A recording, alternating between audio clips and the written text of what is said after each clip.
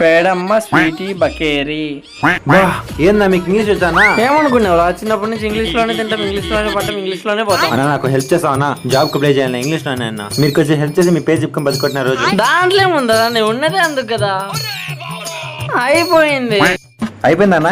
ఏమన్నా మీ ఇంగ్లీష్ లో తోపునా? చెప్పిందే ఎన్నిసార్లు చెప్పాలరా అన్న ఇప్పుడు అక్కడి నుంచి ఇక్కడికి రావడానికి ఇంగ్లీష్ ఏమంటారు? కమ్ హియర్, మరి ఇక్కడి నుంచి అక్కడికి రివర్స్ హియర్. ఓహో బాగా చెప్పాను ఈ అడ్రస్ ఎక్కడో చెప్తారా అన్న?